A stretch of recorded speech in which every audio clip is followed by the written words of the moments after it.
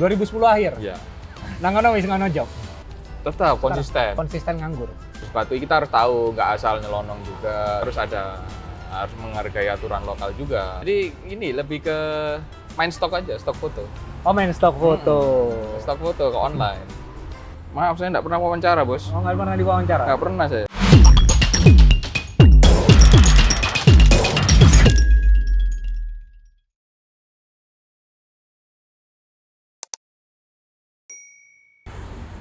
Oke sahabat Sentra, selamat siang. Sekarang saya lagi ada di Bali, Prof lagi di Bali.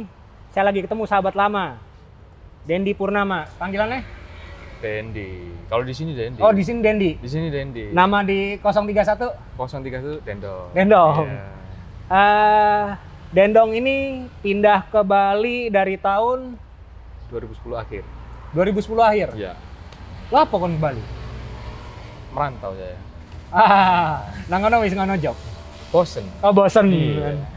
Jadi saya kenal Dendong ini dari Prof kenal Dendong dari 2005 kita dulu. Zaman-zaman masih anting-anting foto. Betul. Ya. Jadi cerita lama ternyata ketemunya di Bali sekarang. Kerjaan apa dong saya gitu? Tetap konsisten foto dan merambah video. Oh, bukan konsisten nganggur. Ya bisa dibilang nganggur juga sih. Passion nganggur itu. Nganggur adalah jalan ninja. Oh, jalan ninja. Kemarin semenjak pandemi untuk foto video gimana kondisinya di Bali ini? Kan Bali sendiri kan lockdown nggak karu-karuan loh. Iya, jadi ya ikut sepi pastinya, pasti kena dampak. Pasti kena dampak semua. Kita kan pandemi dari 2020 awal. 2020. Nah, sampai sekarang berapa job yang diterima? Hampir 2 tahun nih. Nah, berapa ya? 10-an kali ya. 10-an, hampir 2 tahun cuma dapat 10 job. Iya, 10-an kira-kira. Jadi ternyata kondisinya Bali juga cukup miris. Betul Tapi ya, ini disclaimer ya, maksudnya kita ini ngomonginnya job foto bukan in general ya, maksudnya kan aku nggak ngambil foto secara general. Genrenya apa sekarang dong? Genrenya Kamu jalanin apa saya? kalau aku genrenya interior. Oh interior. Interior arsitektur, jadi lebih ke hotel-hotel yang aku fotoin kan, ke interiornya, ke foodnya mereka. Still life. Still life ya, lebih ke foodnya, ke lifestyle-nya hotel, ke interiornya hotel. Nah hotel kan terdampak semua, jadi ya otomatis hotel ambruk, otomatis job juga. Job sepi langsung. Langsung sepi. Terus nggak ada job foto, ngerjain apa bang? Tetap nganggur, passion. Passion nganggur.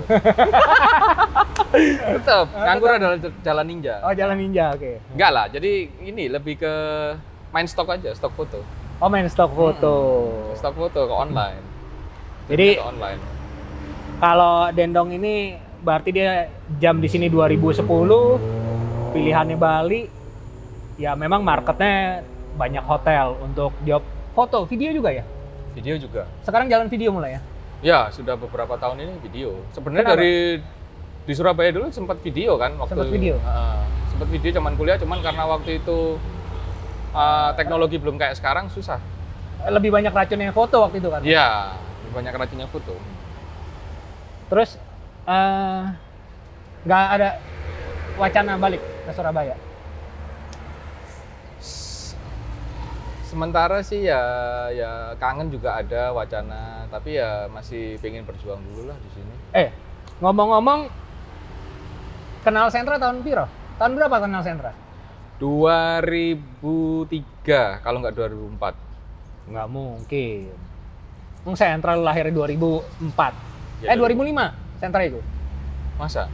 Sentra Berarti 2005. Berarti awal pertama kali ya? Awal pertama kali. Toko berapa? Toko 1, toko 2? Toko 1. Toko 1, 2005 berarti?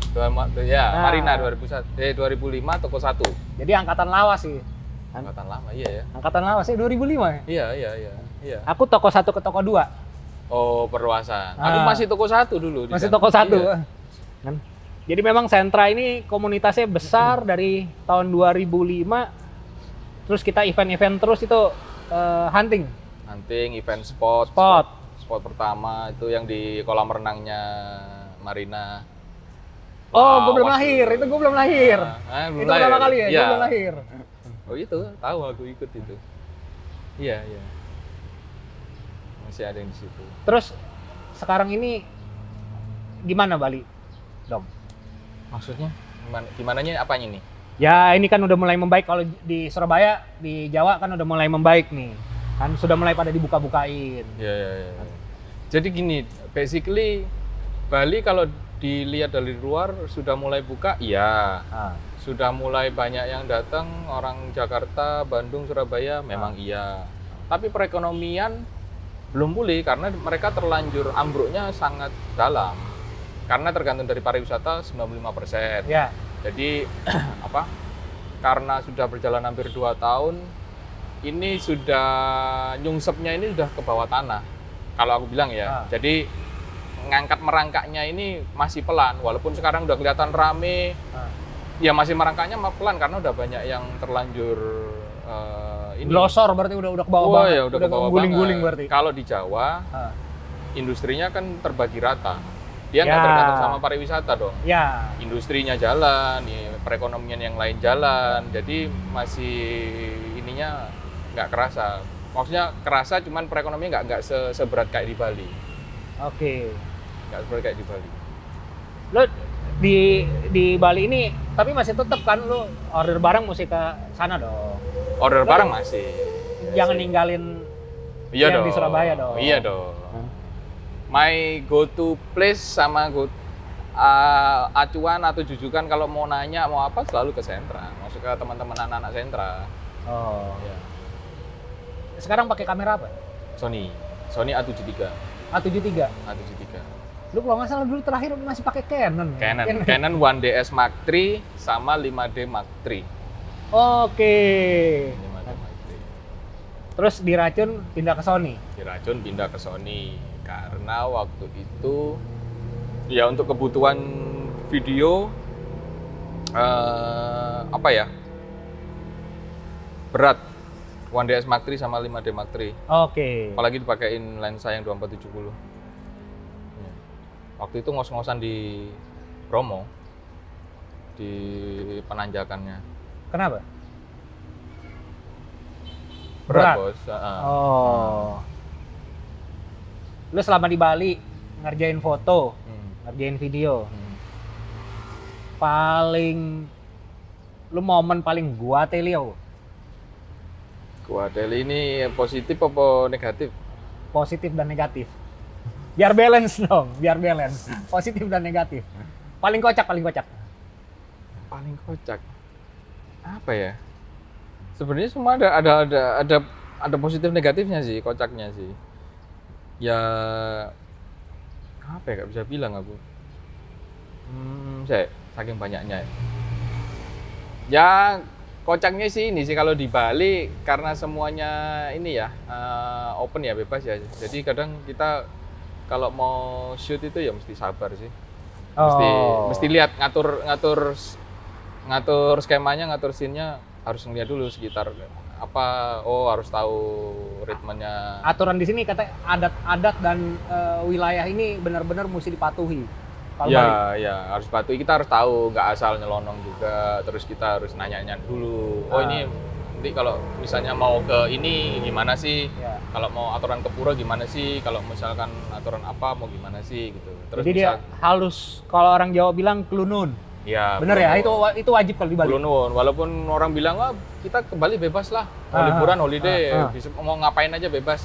Ya bebas sih bebas memang, tapi harus menghargai aturan lokal juga. Ya. Gitu loh. Kalau enggak ya susah sih nanti. Di sini kan mistisnya juga ada. Itu ini ya, ini apa jaringan ini.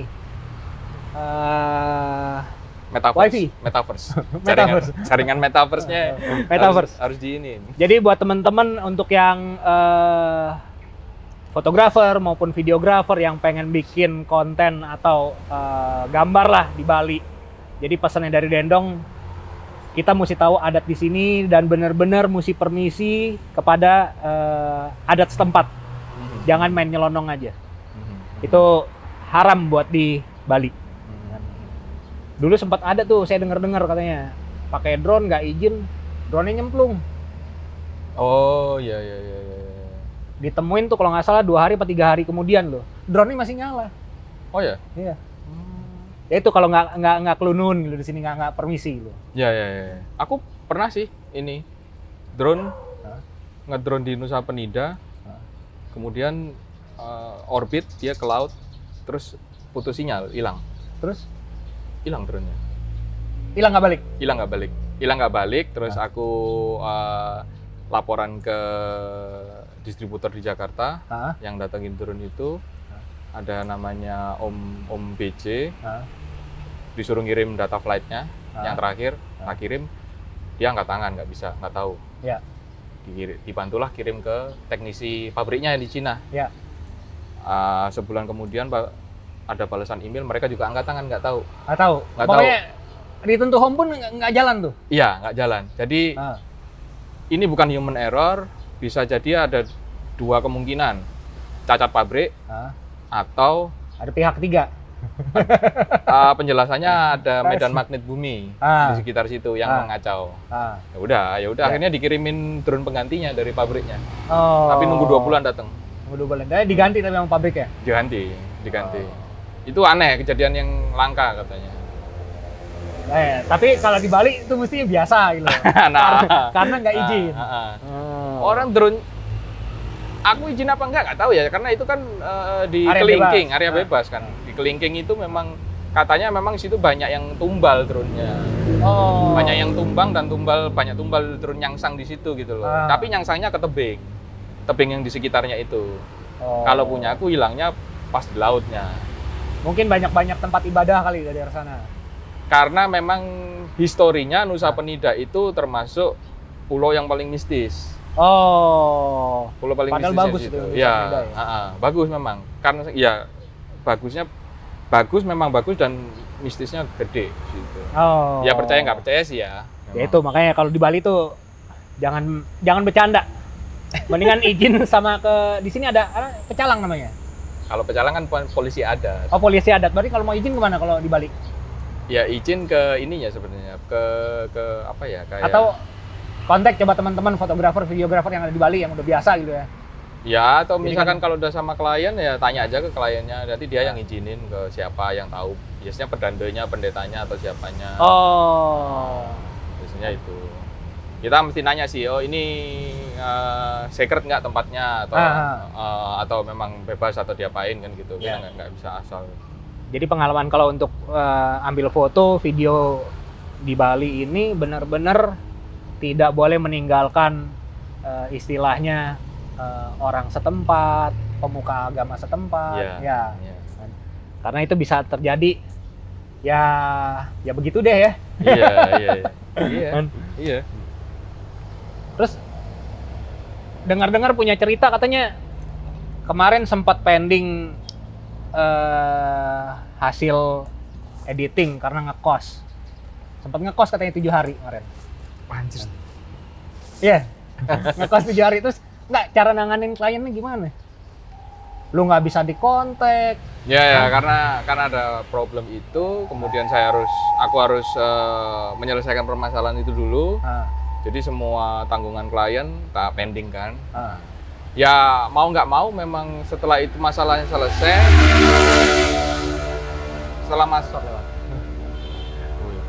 Kencang banget. Setelah masalahnya selesai, aku fokus ke situ ya, otomatis ya kita ngontek ke klien, bilang memang ada permasalahan, problem ya, internal, teknis internal, bla bla bla, teknis dan non teknis. Kemudian ya sudah segera diselesaikan. Ngasih estimasi timeline kapan jadinya dari molor itu.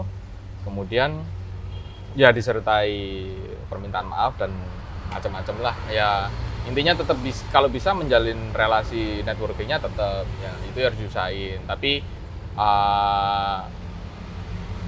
jangan asal lari sih sebenarnya, atau nggak ada omongan atau cuman tinggal ya udah ini terima kasih dan maaf kemudian udah enggak. Jadi lebih baik saran dari Dendong ini kalau kita benar-benar kena force major bercerita apa adanya. Yes, bercerita apa adanya, terserah mau itu Ya mau dihukum mau apa tapi kan ya. Artinya nanti terserah mereka nganggapnya bagaimana. Nah, memang itu konsekuensi. Kita kan nggak bisa berharap semuanya akan baik-baik saja dan terus gitu. Dalam bisnis kan pasti ada up and down. Ya memang harus terima konsekuensinya gitu loh. Gagal tuh suatu hal yang biasa kalau.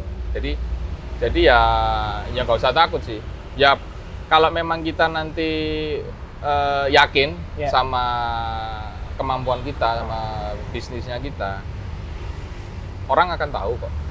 Orang akan tahu. Jadi kita sebenarnya effortnya nggak perlu yang terlalu harus mengemas dengan yang ya full drama ya, gitu kan ya. Ya udah kalau misalnya memang ada force major, ya berarti kita ya ngomong aja apa adanya sama klien. Ya kalau misalnya memang kemarin bagusnya kayak kliennya cukup nauin ya, cukup mengerti. Ya. Dari beberapa ada sekitar 4 atau 5 klien, 3 loss. Oh yang satu bisa aku bilang maklumi. Bisa aku bilang 3 ini loss, hilang. Setelahnya nggak ada order lanjutan. Oh. Nah, maksudnya jadi yang 2 masih retainer, klien loyal. Repeat masih kan?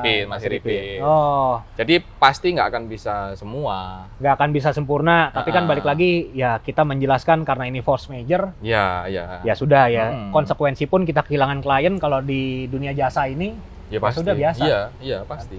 Ya mendingan cari klien baru. Bener, kita nggak bisa memenangkan semua klien kok. Tidak bisa menyenangkan semua klien. Iya. Kayaknya dari kalau bisa dihitung ya, dari perjalanan di Bali itu dari berapa klien yang aku approach atau mereka yang ngontak, perbandingan ya, misalkan 10 klien ngontak itu 10 banding 2. 10 banding 2. Berarti masih banyak yang kembali. 10 banding 2 itu artinya yang 10 yang hilang nih. Nah, 8 yang hilang. Oh, 8 yang hilang. 2 dapat. 2 dapat. Ya. Perbandingannya gitu. Pasti itu pasti. Entah mereka kabur karena harga, entah mereka kabur karena nggak cocok taste-nya atau kualitasnya. Ya, susah memang. Di dunia kita ini susah. Itu taste kualitas itu abu-abu. Ya, taste itu abu-abu. Itu personal soalnya kan. Personal. Nah, atau memang mereka bukan nyari seniman, bukan nyari fotografer, mereka nyari tukang kadang-kadang.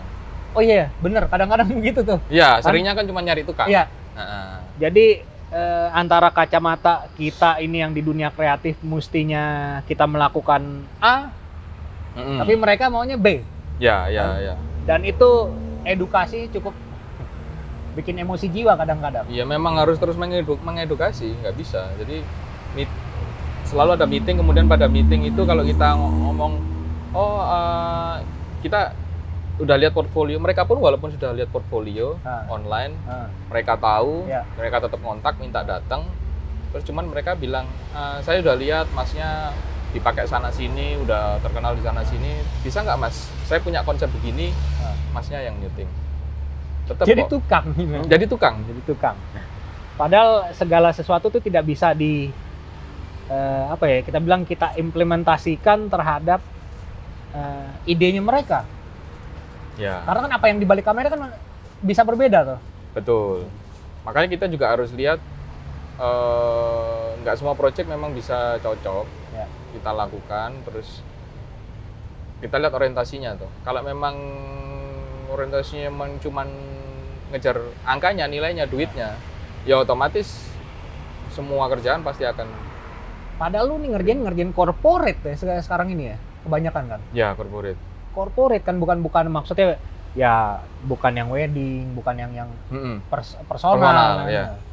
Justru corporate itu banyak tantangannya apa ya di corporate dong? Selama lu kan 11 tahun, 12 tahun nih di Bali. Ya. Dengan genre lu sekarang. Ya, kan aku juga mulainya ngikut orang dulu. Oke. Ya, nggak langsung mulai sendiri naik. Jadi kolaborasi, ngikut orang dulu, lihat gimana caranya dia bermain, dia ini, jadi banyak belajar. Kemudian setelah melakukan sendiri, jadi corporate ini dia banyak aturannya. Ya. Pasti. Ketika corporate udah established, Nah, dia akan punya brand guideline. ya. Dia punya SOP. Dia punya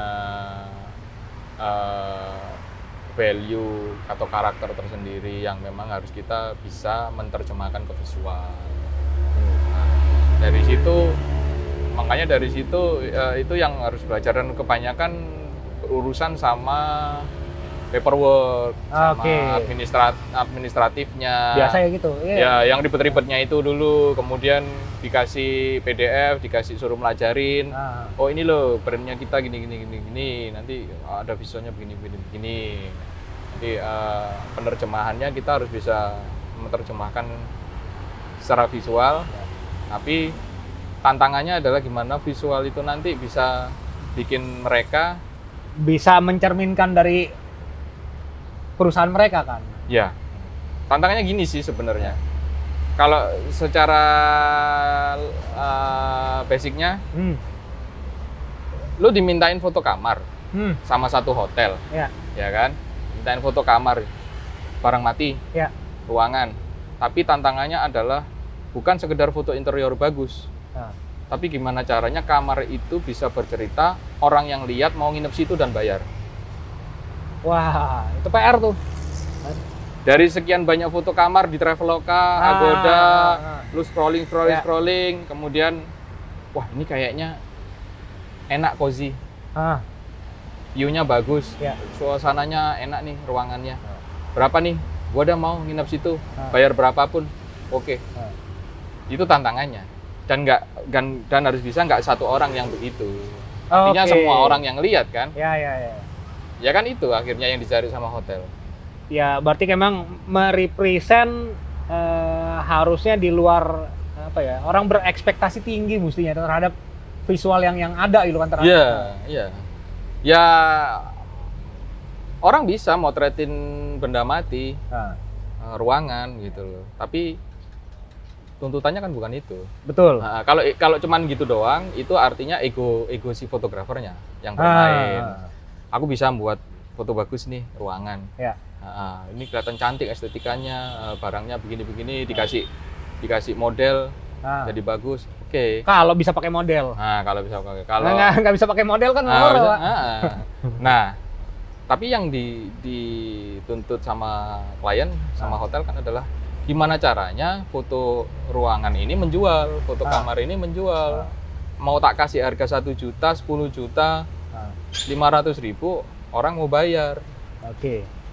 Kalau itu sukses, itu kan kelihatan dari berapa banyak bookingan akhirnya yang masuk. Parameternya itu berarti. Parameternya itu. Kalau itu sudah bisa berhasil, artinya foto kita berhasil. Berhasil ke kliennya. Gitu. Entah itu secara estetik mau orang kan beda-beda melihatnya ya kan. Iya. Tapi parameternya yang bisa dilihat itu sebenarnya. Betul. Jadi kalau dunia fotografi bukan istilah kita menipu ya. Tapi kan kita berusaha menciptakan untuk membanyakan mata dulu. Betul. Tapi tidak menipu. Karena ada juga yang begitu gambarnya fotonya bagus, begitu datang kayak ruangannya gede nih, luas. Iya, motonya pakai lensa wide. Bener kan? Disuruh minta kelihatan semua luas. Kemudian pas datang kamarnya kecil, komplain dong tamu. Tamu itu malah komplain. bikin ratingnya jelek tuh. Iya, tamu komplain nggak jadi nginep situ, hotelnya dapat rating jelek. Artinya fotonya gagal.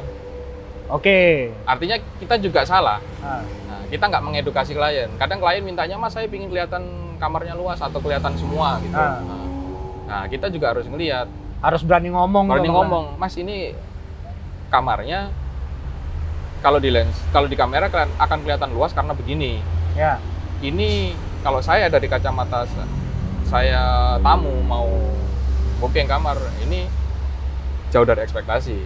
Takutnya nanti backfire, komplain ke hotel. Karena aku pernah kasus. Hotel di salah Jawa. satu di Jawa.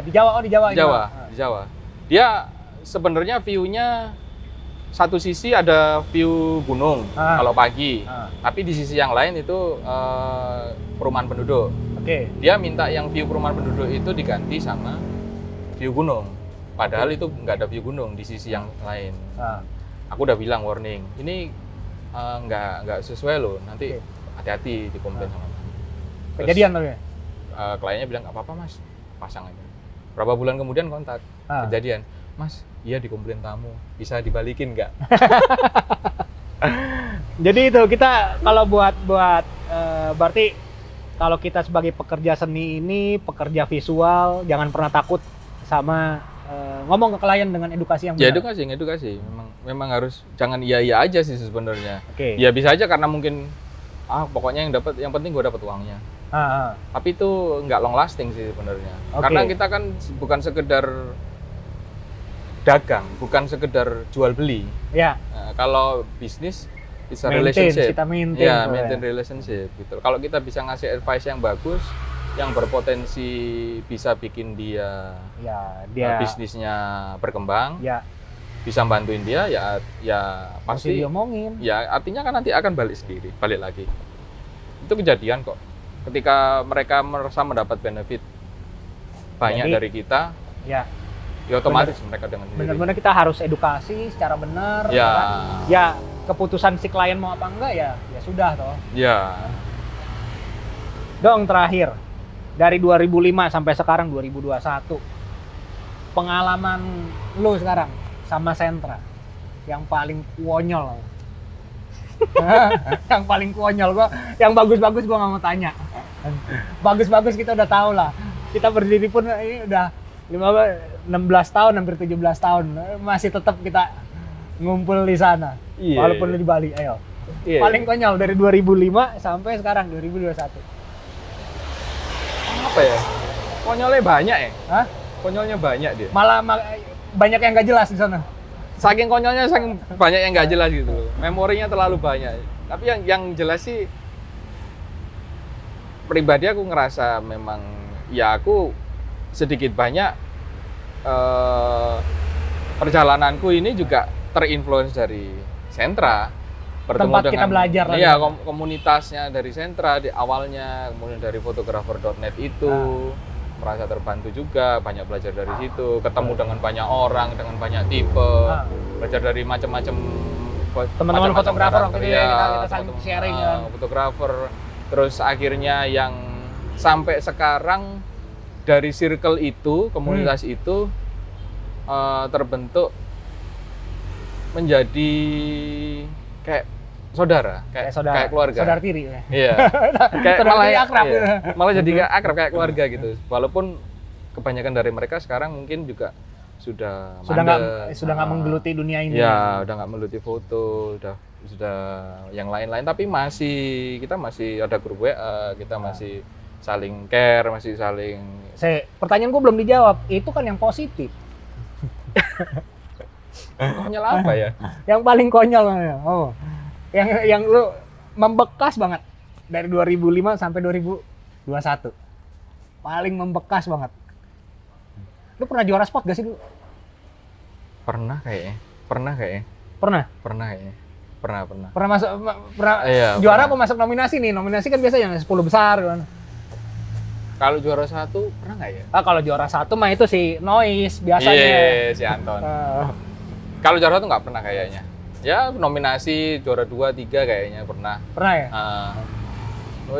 Yang konyol ya itu sih, kita kalau misalkan habis acara apa atau ada apa selalu ngopi bareng, terus ngobrol-ngobrol bareng di toko. Passionnya cangkruk? Ya, passionnya cangkruk. Jadi motretnya sejam, cangkruknya 5 jam. Konyol sih, itu konyol sih. Ada yang nganting di Kenjeran, yang datang banyak. Ya itu, yang lain foto, yang lain cangkruk, ngopi. Fotonya nggak penting.